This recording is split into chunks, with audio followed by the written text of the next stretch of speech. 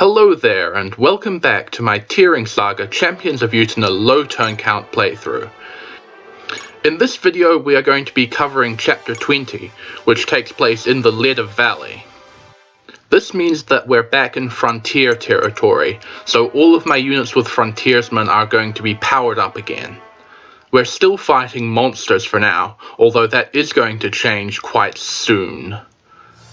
And the thing about this chapter is that it's really not all that difficult, and therefore not that interesting to watch. I have to admit, if you're after sharp tactical insights, you're probably not going to find them in this video, but I'm going to do my best to make it interesting regardless. My preparations for this map mostly consist of clearing units' inventories, because we really don't need as many units in this map as the game lets us deploy. We do, however, need Naron and Plum to be in specific deployment slots, so that they can help Holmes reach the seize point on this map as quickly as possible. In point of fact, because Holmes' deployment slot is so far back, the first thing we're going to do here is dance for Naron with Plum, getting Naron a fair way ahead of all of the other units here. The enemies that we have to deal with are gargoyles, and I've already complained about how fast and scary they can be, and Naron is so good that he is perfectly safe marching straight into a swarm of them. The rest of my units are going to get into a defensive formation around Holmes, with Vega and Shigen taking point because they have durability boosters that allow them to weather the gargoyles' attacks even if they get the rare low % critical hit. Naron picking up a critical hit on one of the gargoyles is also quite convenient, because it means that it's one less thing for him to deal with on enemy phase, although obviously it's completely unnecessary because he does still have the enemy phase to do some finishing off. The objective of this map, as I've already alluded to, is for Holmes to seize a point over in the left-hand side. Obviously, to do that we do need to get a refresh on Holmes, and Plum is going to be doing that next turn. And thanks to Frontiersmen, that means Holmes can easily get over there in 5 moves. With Naron out front of him, the rest of our units are pretty much superfluous to achieving this goal. One thing that I could have done to make this chapter a little more interesting was to head to the south. Down there is a large amount of swamp terrain, and near the bottom of that is the boss of this chapter, an archmogul, as well as a couple of regular moguls surrounding it. But it's what's underneath the boss that's really important.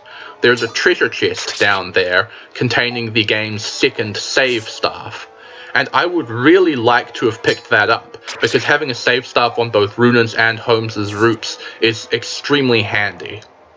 I actually did go and collect that save staff on my last LTC run of this game, but unfortunately it takes Junie 6 moves to get down there, which means that between Holmes also needing to be refreshed, we would need to get a ridiculously lucky double sing proc on both Holmes and Junie, in addition to dancing Junie another time after that. So it's not realistically happening without losing us a turn. If reliability had been enough of an issue on my last run, I would probably still have taken the turn loss and gone for the save staff here. But because of my last run, I know that I don't actually need the save staff on more than one side for the entire rest of the game. So we are going to ignore the Archmogul and its pals and let the save staff rest. Now, beyond the Mogul summoning, there are actually reinforcements on this map, and those are gargoyles, which spawn from the caves in the mountains that the starting gargoyles were flying over. These are a pretty big threat to a normal playthrough, but we are going to be going so fast that none of the gargoyles' reinforcements are even going to spawn. And additionally, we're going so fast that none of the moguls are going to have time to reach any of our squishy units, making this map pretty much entirely a non-threat once we deal with getting past the first round of gargoyles. There are some extra enemies in the western side of this map, and the first ones are a pair of arch ogres. But because we managed to get Naron so far ahead of Holmes, with the assistance of his Canto skill, he is going to easily be able to block those guys off before they have any chance of interfering with Holmes's path to the siege point. The remaining enemies on this map in the lower left are Draco zombies, and they are still scary, but their accuracy is so low that they're not going to be a problem at all. In fact, it is possible to reach the siege point without ever baiting them up, but I don't even bother with that on this clear. So now we have pretty much cleared out the starting gargoyles, and all that's really left is to grind up Lyria a bit. So I'm going to go on a bit of a tangent here. If you're familiar with Fire Emblem in general, you might have noticed some common Fire Emblem mechanics missing from this game, even though it came out after the games that introduced them. Firstly, there's the weapon triangle, which is a staple of the series, and it's just completely missing from this game. I'm assuming that part of that is down to most monster weapons being classified as axes, and the developers not wanting to give any particular advantage over monsters in general, so that would interfere with it. But it's interesting to consider that in the context of the games developed by Shozo Kaga, the weapon triangle was really only meant to be a unique mechanic for the Yggdrasil Fire Emblem games, and then it was dropped immediately afterwards. Weapon ranks are actually in a similar boat here, because this game uses the weapon level system from the Arcanea Fire Emblem games. This is a system that I actually feel the loss of a bit more, because being able to increase the weapons that you can use in a way that's controllable by the player rather than the RNG is a really helpful mechanic. Actually, this is one of the reasons why I'd be interested to see Don151 do a 0% growth run of this game, because he would not be able to rely on weapon ranks to increase his ability to use stronger weapons in this game. Instead, he'd have to rely pretty much exclusively on the few master potions that you can pick up during the game, and I'd be interested to see how he would handle that.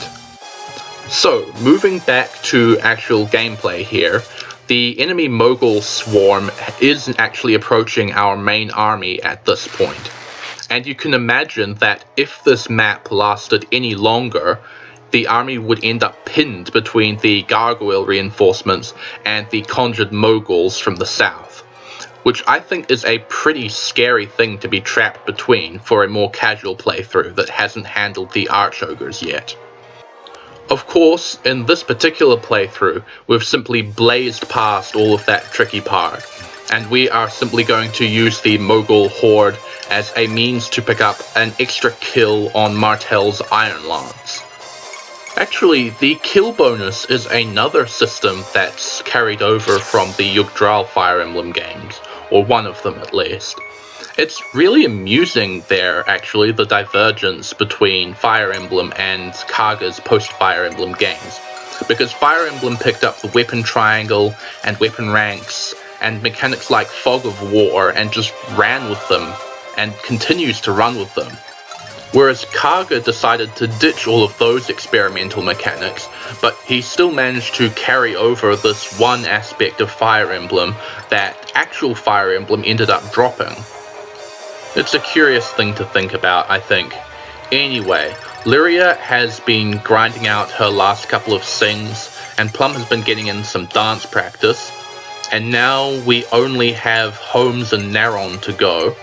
Naron is going to attack this Draco zombie, although nothing is really going to come of it because he would need a double critical to actually get the kill. Kind of a pity I don't have Vega over here to reliably instantly kill the thing. Anyway, that leaves the siege point free for Holmes to take and complete this map in 4 turns. It is possible to complete this map in 3 turns by dancing for Lyria on turn 2, but unfortunately I did not think of that in time. Anyway, that puts this tediously easy map behind us, and we can move on to something a bit more interesting. I'll see you next time.